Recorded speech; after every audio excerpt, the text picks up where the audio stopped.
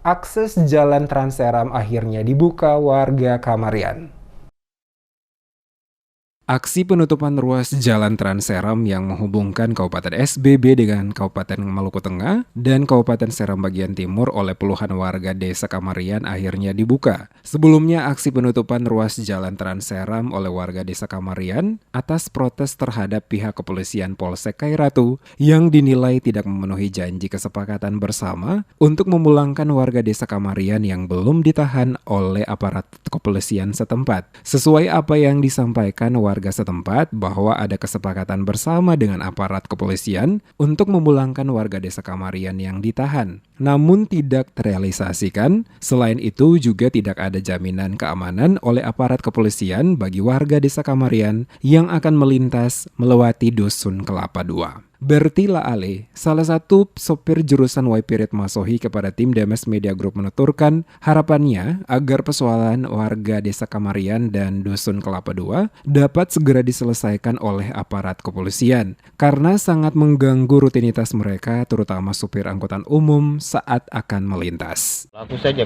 kalau ketika pelaku itu ditangkap, makanya di situ ada punya jalan keluarnya untuk ke antara desa Kamarian dan Kelapa II itu, Pak.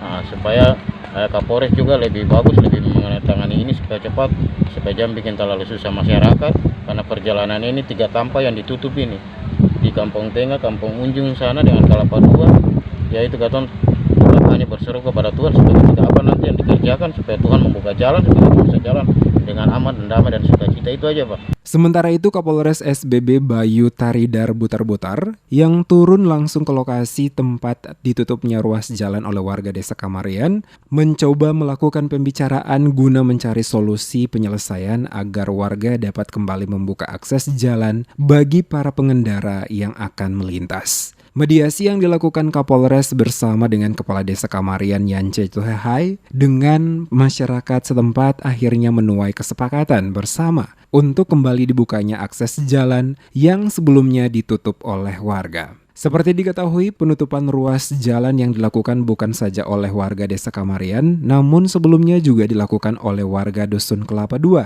terkait persoalan perkelahian 2 pemuda dari desa Kamarian dan Dusun Kelapa II pada Minggu 27 Februari 2022.